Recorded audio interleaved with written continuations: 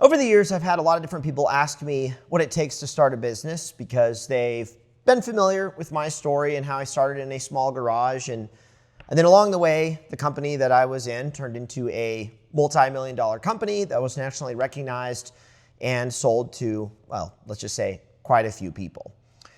Now, to start off, I think there's a lot of misconceptions about what it takes to start a company. Or how to manage or build a company. Some people think it's all based around the product and the type of product you produce and how good it is. Some people think it's simply due to how well you manage the business, and the growth is done completely through business administration.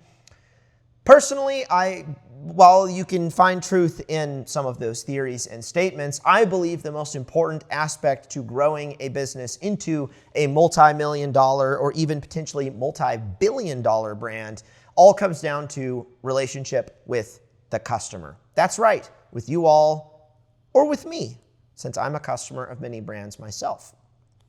So how do you create a relationship with the customer? Well, it just so happens that the best way to create a relationship with people throughout the world is done through this dirty word and nasty thing called marketing.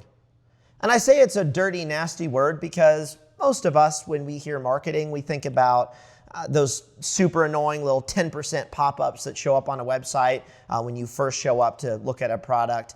Or maybe you add something to your cart and then later that night you go to your email and you find an email from that company reminding you that you have product in the cart.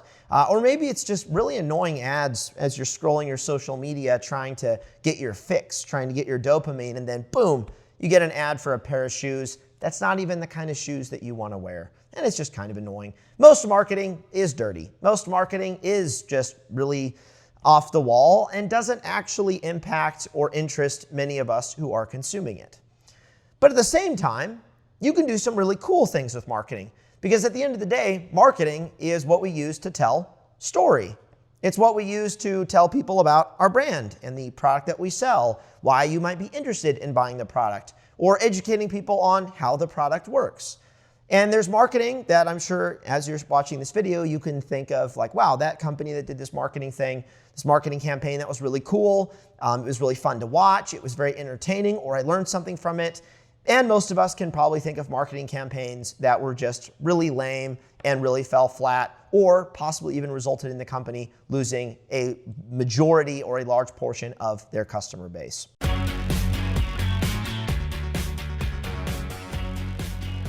Even if you have a company that has a really strong product, you have something that works really well or is really cool, that doesn't necessarily mean your product is going to win in the marketplace. Very often, it all comes down to whichever company has the best marketing. We've all seen companies with mediocre products, but who have stellar marketing, succeed simply by getting their product out there in front of people, and people know about it. I can't tell you how many people I've had easily, I don't want to be hyperbolic, but I've easily had over 100 people come up to me over the last 8 years and tell me, I just had some at an event recently, tell me, hey, Lucas, I've got this really cool product. I've got this company that manufactures these things, but the problem I'm having right now is marketing. My product is not getting out in front of people. But you know what I've never had in my life? I've never had a single person come up to me and say, hey, I have an incredible marketing outlet. I have really loyal people who like me. I've got a lot of customer trust that's been earned, but I don't have a product to offer. And the reason for that is because it is much easier to go out and develop a product, make a product, or resell a product than it is to build and market a brand that earns trust with tens of thousands of people. It's why there are so many more companies out there who are manufacturing product than there are really powerful brands with really strong marketing presences. From pinball machines to nunchucks, crowbars, even a brick. Hypebeasts like Joe, who treat supreme items like valuable artifacts, are why the brand has its seemingly unshakable reputation. But its most popular item will always be the box logo tee is probably the most iconic item. Now you're probably thinking, yeah, Lucas, I understand that marketing is important to building a brand and generating sales and all of that good stuff, but you're probably thinking, but I'm not a marketing guy. I'm not creative. I don't really understand marketing, and our company even outsources marketing to another firm, so why does any of this matter to me? Well, the number one point that I want to make with this video is the concept of marketing and branding is not this task that should just be outsourced and then forgotten about. That is generally the number one mistake that I've seen companies make in our industry. And I've even seen the mistake being committed at my old work, where the responsibility of understanding the market, the customer, everything going on with other businesses, all goes to one entity in the business, and everyone else isn't really involved in that process. And that doesn't lead to good decision making. If everyone has to constantly defer to the marketing department for decisions, then that means executives and leaders aren't going to be coming up with new ideas or new decisions based around the very market they are working in. They're going to wait until marketing shows up with a plan and then go off of that, and it doesn't lead to good synergy, to use a corporate term, between departments, but it doesn't lead to good growth opportunities being taken advantage of and action happening and good things happening to grow the company. And this is a mistake I've seen a lot of gun industry companies make, where they make a widget, some sort of rifle product or some product, and not necessarily Daniel Defense, it's just the example I have here. They create the widget, they hire a third-party firm, and the third-party firm doesn't really fully understand the brand that they're representing because there's not very good communication. And then that company doesn't care about marketing or customer at all because they think someone else is just going to handle that. And so you get a weird mishmash of objectives and marketing campaigns that occur, or even product that's brought to market that none of us asked for. I'm sure you guys can think of a company out there that released a product. Their marketing firm had a huge push for it, but all of us are sitting back going, we didn't ask for this product. Who's this product even for? Is this product even going to be sold? Did the company even know who they're selling to? And we see that mismatch all the time in this industry because companies don't do what I'm talking about. They don't have executive teams that are really entrenched in the industry. They just have business administrators, and then they outsource the marketing to a third-party firm who may not even be in the gun industry. They're just a professional marketing firm doing all the traditional marketing things.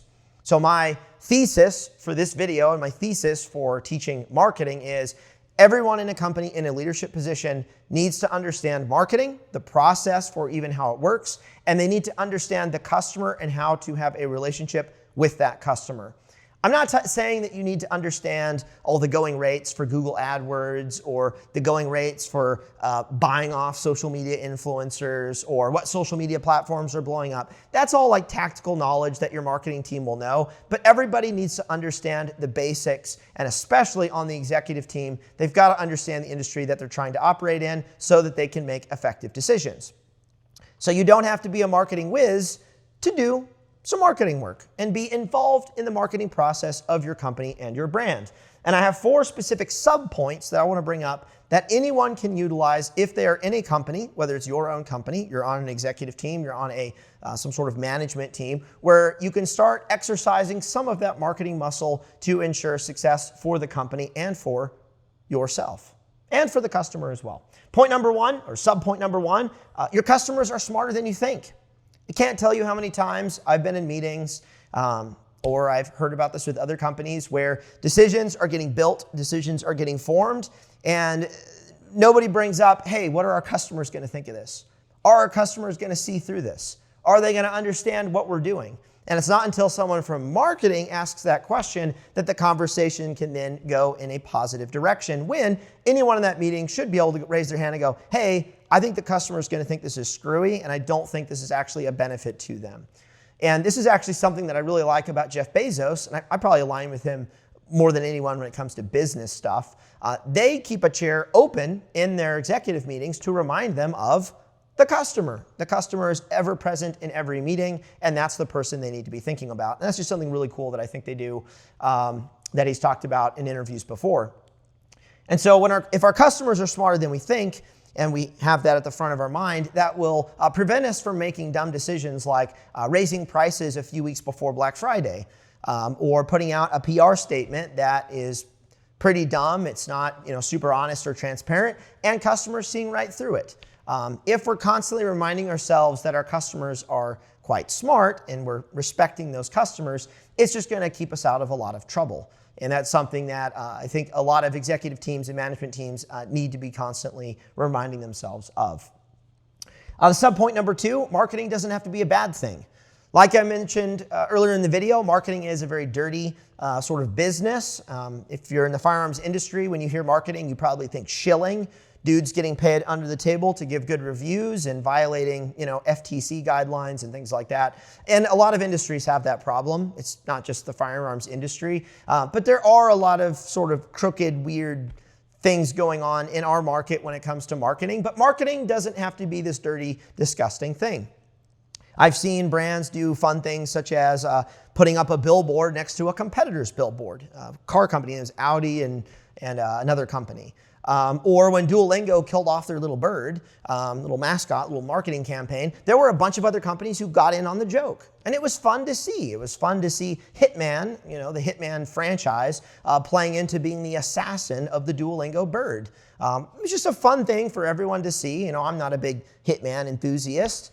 And I'm also not a big Duolingo person. I've tried to do it, but learning foreign languages is insanely difficult, and I stopped after a few months. But it's fun for everyone else to see, even if they're not a customer of either of those brands. And so your marketing can be fun and interesting. It can also be educational, and most importantly, it can also be honest. My favorite thing to do from a marketing standpoint is when we release a product, we just tell people, you can buy this product or you cannot buy this product. Those are your two decisions, and we don't mind if you decide not to buy this product. And maybe we'll tell you not to buy it because it's a little bit more expensive than other stuff, it's a little bit more niche than other stuff, and it may not be a product for you. And believe it or not, when you say those statements, you actually get more sales because people appreciate being treated like an adult. So your marketing does not have to be a bad thing, and it doesn't have to be dirty and disgusting. Subpoint number 3, you probably don't spend enough money on marketing. Now, this deserves its own video or series of videos because marketing spend is one of the hottest debated topics in most businesses. There's almost always this fight between accounting and marketing over you're spending too much money, we're not really sure of the return, we want to throttle some things. Whereas you have companies like Red Bull who are spending 30+% of their annual revenue in marketing. I'll say though, that's Red Bull. Most of us aren't Red Bull. Most of us aren't going to spend that much money on marketing, but marketing spend is very important to some of these companies. The national average for marketing spend for e-commerce based businesses who are selling online, is between 7 and 15%. In the past, I have operated off of a 3% marketing budget for marketing my old brand, and we were able to do it. You have to be very creative with some of your ways of doing marketing. But it's tough when you don't have a lot of money, and it's tough when you don't have the kind of money to pay for certain kinds of ads, pay for spots on very large podcasts. It can hinder the growth of a business if you just don't have the resources to go out and do marketing.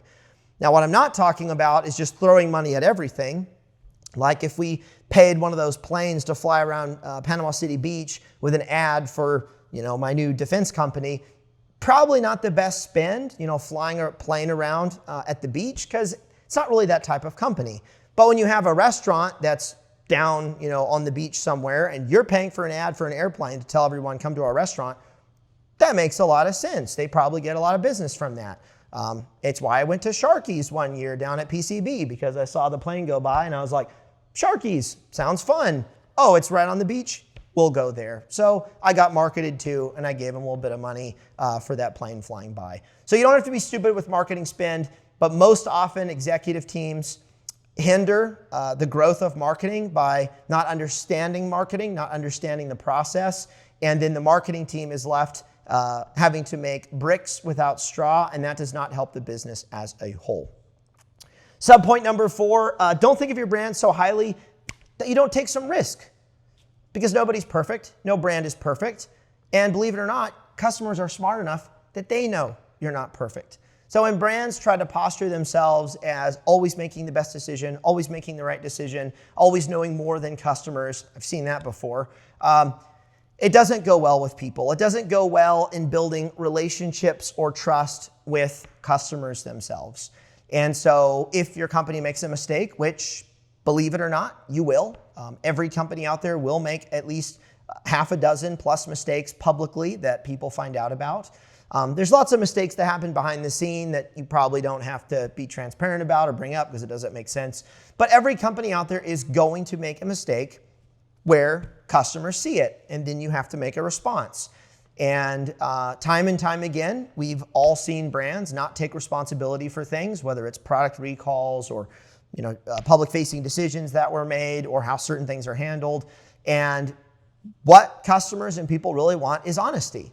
Even if it's just, hey, we goofed, we made a mistake, here's what we're doing to fix it. We hope you guys we can earn your trust in the future with our brand. We understand if you go elsewhere, we're gonna keep trucking along. And most people are completely okay with a statement like that because everyone knows that us as humans, as people, are not perfect. And most customers out there will give some grace to a company that is honest, falls on its sword a little bit, maybe not all the way, but just a little bit, and will show a lot of grace. And that's something that a lot of marketing departments, PR departments even, and executive teams just don't understand. But if you have an executive team who understands some of these principles surrounding marketing, the likelihood of them making a good decision for the marketing department and a good decision for the brand is exponentially higher. That is the reason and why my position is that everyone in a leadership role in a company needs to have some understanding in marketing and branding. I personally believe it is the hardest thing to achieve. It is the hardest thing to execute well in a business, even more than business administration, even more than financial stuff, even more than legal. I personally believe that branding and marketing is the hardest thing to execute effectively in order to build a million or multi-million or billion-dollar brand. I haven't done the billion yet, so I'm gonna try not to say that too much. But I wanna leave you all with an example of a company that created a product that I think many of us would argue is mediocre, but they were extremely successful thanks to their marketing. And that's Liquid Death. Liquid Death is just water in a can. Some of it's carbonated, some of it's flavored, but it's water in a can. There is nothing special about Liquid Death, except for the idea and the identity that you can have this really hard-looking can of water at a bar, if maybe you're sober, and you can drink with the boys and not feel like a complete loser. Or maybe you just like to drink water with a can with a skull on it because it just feels a lot harder and cooler than just drinking from like a plastic bottle.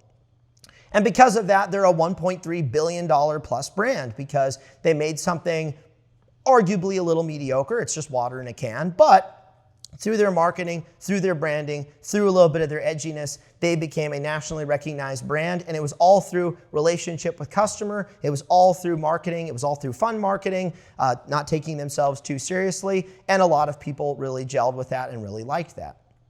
And you can probably think of dozens of other brands out there like that have a product that's maybe not the most impressive product ever, but because they have a compelling marketing story, because they have a compelling marketing brand, you're more interested in buying from that company than some white label who's got nothing interesting about them, who's producing exactly the same product. And that's the cool thing about marketing. You can have two products that are identical, a t-shirt and a t-shirt, and if this company has a really cool story around it, maybe it's really patriotic or it's really, who knows, whatever it is, this brand will probably sell more than this brand who is doing absolutely nothing. And that's what makes marketing and branding such an interesting thing, because you can take something somewhat meaningless potentially and figure out a way to make it the coolest thing ever that people want to buy.